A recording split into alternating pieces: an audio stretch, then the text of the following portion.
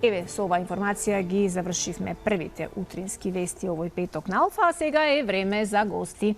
Нашата Искра е веќе во другиот крај од студиото, а со неа заедно е доцент доктор Весна Бришковска-Бошковски, специјалист по дерматовенерологија од Аџибаден, Систина. Добро утро, докторка, добре ни дојдовте. Искра, верувам дека ќе имате користен разговор за гледачите и пред да го почнете, само да ти кажам дека полесно се будело со джес наутро. Да? Да, искусствено. Ќе ти дадам и тебе да пробаш. Ќе пробам, само треба да го текне. Тоа е проблем. Треба нешто да ме потсети дека тоа треба да го направам рано наутро. Ќе те потсетам.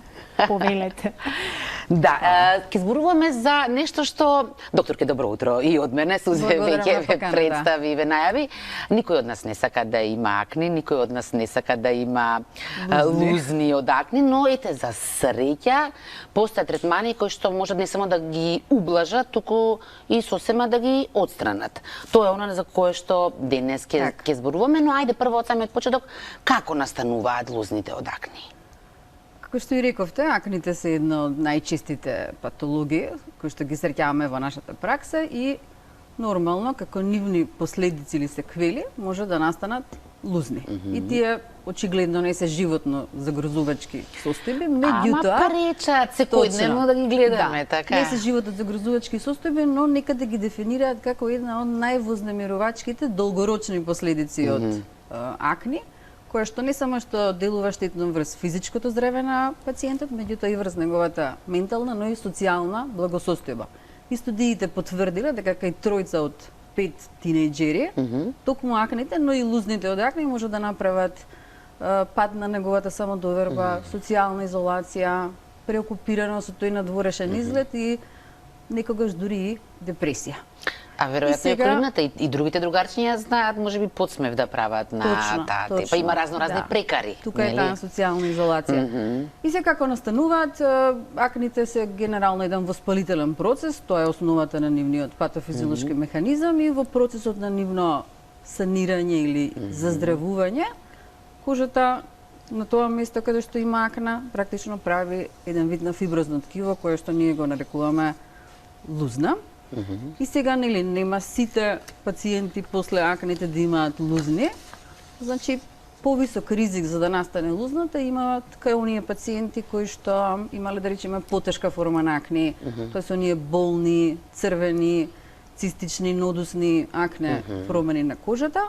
А колку самите ние придонесуваме, затоа што знаеме, сега знаеме. Да, има луѓе кои што едноставно рацете им се постојано околу лицето. И тоа, и сами думи операција им правиме. Да нема чепкање, да нема стискање, бидејќи тоа и го зголема воспалителниот процес, а со тоа и ризикот за лузни. Значи, ние не можеме затоа од старт да предвидиме кај кого ќе има лузни од акни, затоа препорачуваме кај сите оние пациенти што има акни, на време на посета кај специјалист дерматолог, значи брзо и ефикасно третирање со цел да се превенира, спречи, односно минимизира можноста да се појават лузни.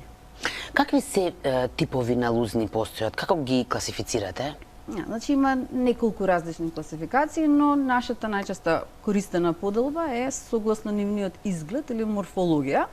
И врз основа на тоа имаме 3 типа на акни. Првиот тип се атрофични, кои што се воопшто и најчести типови акни и тие се едноставно вдлабнување во кожата. Значи кога се санирала, кога заздравувала акната, има намалена пролиферација на фибробласти, тоа го гледаме како намалена синтеза на колаген и пад на или атрофија вдлабнатина во кожата. Вториот поредок тип се хипертрофичните, тие се практично спротивни од овие. Значи, тие се левирани, издигнати, цврсти по својата конзистенција и келоидните како најретка форма. Тие се слични на овие претходните, но уште поголеми, поцврсти по конзистенција, знаат да имаат променета боја на кожата, се обично потемни од околината и најчесто се асоцирани со јадеж.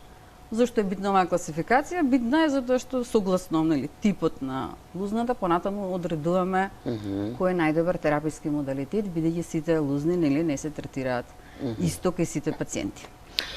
Сега какви се третмани постојат? Како се третираат воопшто? Така, Генерално и во нашата држава денеска најсовремените медицински технологии секако се присутни и благодарение на нив ги третираме лузните од акне. Јас секој пат кај секој пациент нагласувам дека она што го кажавме на почетокот, комплетно отстранување е многу тешко, можеби и невозможно, но сепак овие методи допринесуваат да се добие еден висок тераписки одговор и ефект кој што практично ќе биде еден сосема прифатлив козметски изглед, нели? Односно подобрување на изгледот на лузната. Во секој случај пристапот кај секој пациент индивидуализиран, бидејќи не сите лузни ги третираме исто кај сите пациенти, така што пристапот по сите најнови протоколи е мултимодалистички, тоа значи сепак најдобар тераписки одговор постигнуваме кога има комбинација на различни тераписки процедури со цел да се постигне најдобар ефект во основа и генерално кога пристапуваме кај овие пациенти, изборот на процедурите кои што ќе ги вклучиме зависи од неколку фактори. Значи каква е состојбата на лицето, какви се лузните, колкава е нивната големина, колку се длабоки. Понатаму многу е битна толеранцијата кај пациентот, значи дел од овие процедури се инвазивни и агресивни. Толеранцијата е особено значена колку тие ќе ги издржи.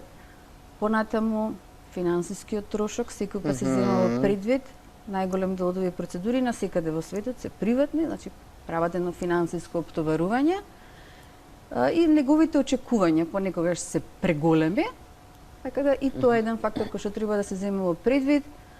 Пред да се започне, секој пат има некои мерки на предпазливост. Значи, многу е битно да нема активни акни. Значи, најпрво да се стават под контрола акните. Што значи ако е пациент за време на адолесценција, за време на пубертет, го исклучувате, така? Треба да заврши тој период за да дојде? Па добро, генерално и во најголем дел од случаевите акните завршуваат во адолесценцијата. Да. Меѓутоа, нас не е битно да е ставенето им воспалителен процес под контрола, бидејќи во спротивно ако ние почнеме да ги третираме акните, постои можност за појава на нови. Така да и нови акни, нови прво лузни. се решаваат акните. Кога ќе се решат акните, во тој случај и можноста за појава на лузни е многу мала. Ние го решаваме процесот како сосема нова медицинска состојба, откако ќе се стави под контрола првобитното заболување. И генерално сме многу предпазливи кај лица кои што имаат одредени дерматолошки, други состојби кои што може да пречат на процедурите. И особено сме внимателни кај луѓе кои што се можеби на терапија со изотретиноин, тоа се лекови кои што се користат во терапија на акни, и особено внимателни кај лица кои што се со потемна боја на кожа или велиме Фицпатрик тип 4 и нагоре, бидејќи тие се склони кон ваквите процедури, даваат ризикови пациенти постпроцедурално да се направи постинфламаторна хиперпигментација, тоа се флекички на кожата кои што може ги подобрат лузните, ама да направат еден можеби козметски неприфатлив изглед токму ради тие флеки и хиперпигментација. Кои третмани најчесто ги користите, се работат во аџбадем цистина, така да речеме? Најчестите третмани се тие така наречени третмани кои што предизвикуваат ремоделирање на колагенот или во превод сите оние процедури кои што стимулираат неоколагенеза или синтеза на колагенот. Спомнавме и претходно, атрофичните лузни се тие кои што настануваат како резултат на намалена пролиферација на фибробластите и е потребна кај нив засилена синтеза на колаген. Тие се вдлабнатини, треба да се елевираат, да бидат во ниво на околната кожа. Такви процедури има неколку и најчесто користени се, да речеме, оние традиционални аблативни, ласерски обновувања на кожата, па нивните алтернативи на помалку агресивните, тоа се фракционираните аблативни и неаблативни ласерски обновувања. На второ место хемиските пилинзи, микронидлингот и дермабразијата. Ја би се задржала нешто подолго на овие ласерски обновувања на кожата, зошто? Бидејќи се сметаат за денеска златен стандард во третманот на лузните. Значи, порано повеќе се користеа традиционални аблативни техники, меѓутоа токму поради нивната агресивност и инвазивност и асоцираноста со несакани ефекти, денеска како, да речам, унифицирана техника е токму така наречената фракционација од ресурфација на кожата, која што е најчесто употребувана техника и златен стандард. Зошто? Затоа што и самото име кажа, овде имаме фракционирано оштетување на површните слоеви на кожата, односно и епидермот и дермот, значи дел од кожата останува неоштетена. Санацијата кај нив е многу брза, значи имаме заздравување на кожата кое што е многу пократко, и веднаш видлив ефект, она што пациентите најмногу го бараат. Операвување и генерално има еден видлив ефект кој што како максимален се доживува после неколку месеци и обично после неколку кратни третмани. Секој пат кај пациенти кои што ги извршуваат овие третмани даваме совет дека не може да биде еден третман, најчесто се еден, зависно секако и од видот и големината на лузните, но најчесто се најмалку еден до можеби 4-5, дека има период на операвување, кој што може да биде меѓу 2 до 7-10 дена, кај некои 14 дена, и дека треба истиот да се, рековме, повтори. Тие успешно се прават во нашата болница и моето искуство е дека се работи за одлична процедура со која што постигнуваме еден висок тераписки одговор. Колку се долгорочни ефектите, трајни? Најчесто ние правиме меѓу 2 до 5 третмани, кој што ќе даде еден убав тераписки ефект во отприлика после 6 месеци. Може би тие процедури да се повторат по некое време? Да се повторуваат можеби еднаш до 2 пати во годината во идене со цел да се одржи терапискиот ефект. Повторно се зависи од пациентот, од случај до случај. Од случај до случај. Вториот тип на процедури се нешто помалку инвазивни, тоа се хемиските пилензи. Тоа е процедура, едноставно се нанесува хемиска супстанца на површината на кожата, таа е во различни концентрации и токму таа супстанца понатаму врши еден вид контролирано оштетување на кожата, се ексфолира површниот слој, односно се одлупува, најпросто кажано. И добиваме нова кожичка после тоа, така? И нормално тој постои како површен длабок и површен среден и длабок, а инаку е добар пример за оние поповршни или средно длабоки лузни од акне. И кај него треба секој пат насочуваме кај пациентот дека оние што се со потемна боја на кожа не би требало чисто да ги прават овие третмани, бидејќи може да настанат флеки. Не спомнав претходно дека ова зимно ладно време е практично идеално за овие третмани, бидејќи треба се избегнува сонцето, да се избегнува сончева светлина и воопшто топлина поради можноста за несакани ефекти. Што значи кој си има оваа мака, сега е идеално време да се го реши овој проблем. Да. Понатаму дермабразијата, порано имаше механичка и таа е доста агресивна и инвазивна и денеска како незина помалку инвазивна алтернатива е микродермабразијата. Тоа е една, да речам, машина во која што користиме абразивен кристал кој што се нанесува на кожата во комбинација со вакуум систем кој што вшмукува. Сепак една површна процедура која што нема толку висок тераписки одговор, треба да се повтори неколку пати и можеби само за површни типови на акне лузни и микронидлигон кој што исто така и денеска е идеален, мислам во овие зимски месеци актуелен е во нашата држава последните години. Добар е за површни средно длабоки типови на лузни. Што е практично микронидлингот, обично тоа е во вид на апарат или машина, која што е во вид на цилиндер, обложена со иглички, кои што навлегуваат во самата кожа во различна длабочина. Сета таа траума ја предизвикува токму неоколагенезата или продукција на колагенот, кој што е крајната точка што воопшто сакаме да ја постигнеме. Суза, сигурно како женско имаш некој прашање на оваа тема? Имам, да, ве слушам со големо внимание и би сакала да ја прашам доктор Весна, кожата нели е најголем орган на нашето тело, ама по навика некако или можеби немајки секогаш време искра, ние жените најчесто се грижиме за кожата која се гледа овде. До тука, да. До тука, да, лицето и ја запатуваме. Ама после многу години добиваме одговор, така? Токму така. Кога би можела да говори кожата, што би ни кажала, доктор Весна? Среќа што не може да говори. Да, кожата памти. Нешто што јас стално го препорачувам кај сите пациенти е дека моментално најштетна за нашата кожа е сонцето. Кожата баш ги памти сите последици на сонцето, Значи тоа фотооштетување, кое што и денеска е актуелно, значи не е само асоцирано со малигни заболувања на кожа, меѓутоа и со тоа фотостарење.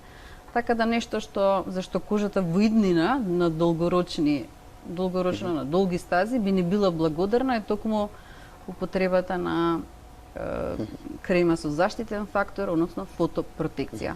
Тоа генерално ќе ни даде една добра предност во процесот на рејовинација или борбата против старењето. Така ви благодарам. Докторке, имам уште некоја минутка, се надевам, да, на крај би сакала со некои совети како да ги спречиме акните. Знаеме дека најчесто за време на пубертетот, кај некои луѓе после тој период исчезнуваат, кај некои продолжуваат. Така. Зошто тоа така? Дали се некои едноставно посклони или повеќе грешки прават во начинот на живење од останатите? Значи, нормално во оној адолесцентен период акните се најчести и се најчести кај машките. Меѓутоа имаме сега и еден ентитет, ги викаме адултни акне, значи да се појавуваат и после адолесцентниот период и тие се почесто кај жените. Ризик факторите генерално не се преразлични кај едната и во втората група, меѓутоа во однос на адултните акне токму некои карактеристики во однос на лајфстајлот допридонесуваат. Значи не само хормоналните фактори, тука се неправилна хигиена на лицето или користење на одредени препарати кои што ги велиме дека се комедоногени или се им прават или козметика комедоногена, која што им прави една склоност да се запушуваат порите на кожата и со тоа да се одржуваат акните. Како да знаеме, да го одбереме вистинскиот мејкап, вистинската шминка? Или вистинската козметика. Како? Значи, затоа што Да, мноштво јас секој пат давам многу едноставни совети, никогаш не ги комплицирам. Значи, многу е битно кај оние пациенти кои што имаат акнеична кожа или кожа склона кон акне, секој пат препорачуваме некаква пена или гел која што е означена, значи таа е специјално дизајнирана за таков тип на кожа, која што е означена како oil free, рековме, што не ги запушува порите. И користење секој пат на хидратантна крема која што ги има истите карактеристики. Да дише кожата. Ете така. Што е многу битно и претходно го кажавме, никако чепкање и стискање на акните. Тоа може и рацете понастрана подалеку од лице. Нестручен или некаде одење во институции каде што нестручно се истискуваат, бидејќи тоа и може да ги влоши акните, а ризикот кон создавање на лузни е многу поголем. Јас секој пат препорачувам да се оди на дерматолог. Студиите покажуваат дека мал процент од пациентите со акни одат на дерматолог. Обично се третираат на социјални мрежи, преку дружби, совети од другарки и слично. Значи, треба да се посети дерматолог, тој ќе даде еден ефикасен третман, затоа што сепак целта е да се третираат акните, брзо, ефикасно, да не се предизвикаат токму овие лузнига за кои што зборевме до сега. Тоа е тој совет. Многу ви благодарам на вашето гостување, Сузе, што ми е следно. Така, благодарам и јас. Исто како што на стоматолог не можеме преку Google да се лекуваме, мораме и на дерматолог да отидеме. Ви благодарам уште еднаш на ред е нашата Ивана.